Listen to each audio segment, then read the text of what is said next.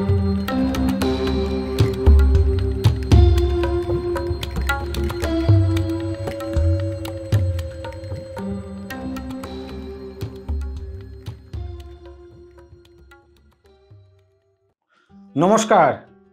আমি অ্যাস্ট্রোলজার শ্রী অজয়। দর্শক বন্ধু, আশা করি আপনারা সবাই সুস্থ আছেন, ভালো আছেন ও সাবধানে আছেন। আর তার সঙ্গে কি আমার অনুষ্ঠান দেখছেন। আর আমার অনুষ্ঠান মানে দর্শক বন্ধু, বিভিন্ন ধরনের টপিক, বিভিন্ন ধরনের বিষয় আপনাদের সামনে আলোচনা করা। সেটা সম্পূর্ণরূপে জ্যোতিষশাস্ত্রের মতোই আলোচনা করা, যেটা আপনাদের জীবনের প্রত্যেকটা মুহূর্তে যাতে কাজে লাগে। দর্শক বন্ধু, বেশ কিছুদিন ধরে আপনাদের সামনে আলোচনা করছি হচ্ছে রাশিচক্র। রাশিচক্রে যে রাশি আছে, আমাদের প্রত্যেকটা একটা ঘরের একটা রাশি আছে। আর আমরা প্রত্যেকটা মানুষ একটা করে রাশি নিয়েই আমাদের জীবন। আমার একটা রাশি, আপনি যে অনুষ্ঠানটা দেখছেন আপনার একটা রাশি, অন্য কেউ একটা অনুষ্ঠান দেখবে তারও একটা রাশি। পৃথিবীতে যতগুলো মানুষ আছে এই 12টা রাশি, আমাদের হচ্ছে 12টা রাশি। 12টা রাশির মধ্যেই কিন্তু আমাদের প্রত্যেকেরই জীবন চলে। আর এক একটা রাশির জুডিয়াকে এক একটা করে সিম্বল আছে। সেই সিম্বলগুলোর বৈশিষ্ট্য কী, আর আপনার জীবনের সঙ্গে এর ক্যালকুলেশন কী, এই বিষয় নিয়ে আপনাদের সামনে আলোচনা করা। বেশ কিছু রাশি আপনাদের সামনে বলে দেওয়া হয়েছে। আজকে যে রাশিটা বলবো, নবম ঘরের রাশি। সেটা কি? আমাদের রাশিচক্রের যে নবম ঘর আছে, সেই নবম ঘরের রাশি হচ্ছে ধনু। ধনু রাশির জাতক বা জাতিকা আজকে আপনাদের সামনে এই আলোচনা করব। ধনু রাশির জোডিয়াকের সাইন কি আছে আর সেই ক্যালকুলেশন কি, আগে দেখুন, বুঝুন। আমাদের রাশিচক্রে ধনু রাশি হচ্ছে বৃহস্পতির জাতক বলা হয়। শুধুমাত্রই কি ধনু রাশিকে কি বৃহস্পতির জাতক বলা হয় কিংবা জাতিকা বলা হয়? না, আমাদের কিন্তু রাশিচক্রে আরেকটা ঘর আছে, সেটা হচ্ছে মীন। তাকেও কিন্তু আমরা বৃহস্পতির জাতক বা জাতিকা বলি। এবারে আপনি দেখুন, এখন তো দুনিয়া অনেক স্মার্ট হয়ে গেছে। আপনি গুগলে চলে যান, গিয়ে দেখুন জোডিয়াকে, আপনার যদি মীন রাশি হয়ে থাকে আপনি জোডিয়াক সিম্বল দেখুন কি দেখাচ্ছে, আর আপনি যদি ধনু হয়ে থাকেন আপনার সিম্বল কি দেখাচ্ছে। দুজনেই কিন্তু বৃহস্পতির, কিন্তু জোডিয়াকের সিম্বল দুটো আলাদা।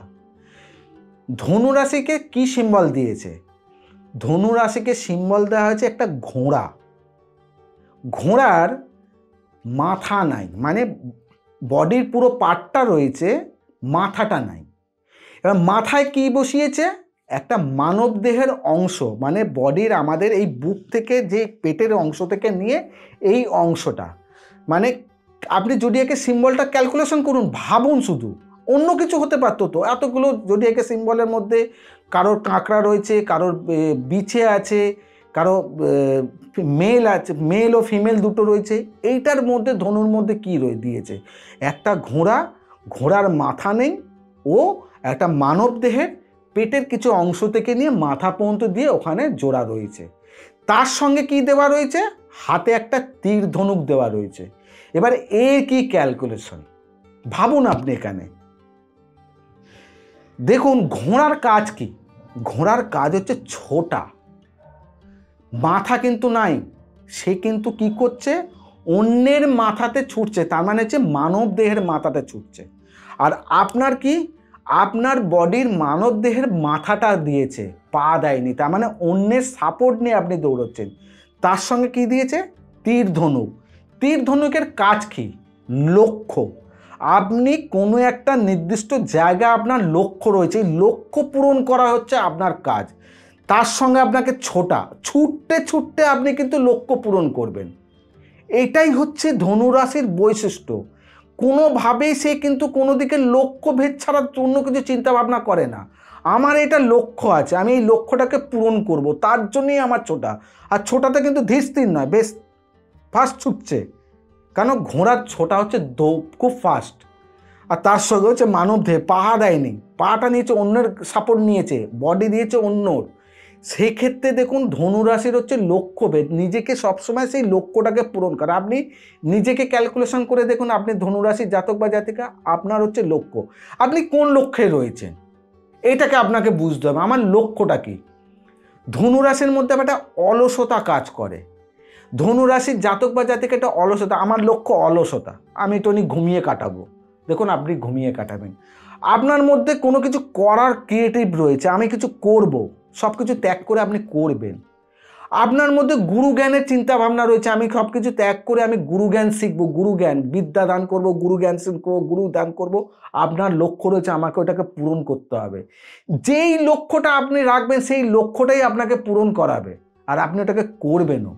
সেই ক্ষেত্রে আপনাদেরকে, আপনি ভাবছেন আমার এই লক্ষ্য থেকে, আমার এই ক্যারেক্টার থেকে আমি চেঞ্জ করব, হয় না, কখনোই হবে না। এটা আপনার রাশিগত ক্যারেক্টারে, আপনি এখানে কখনো পারবেন না।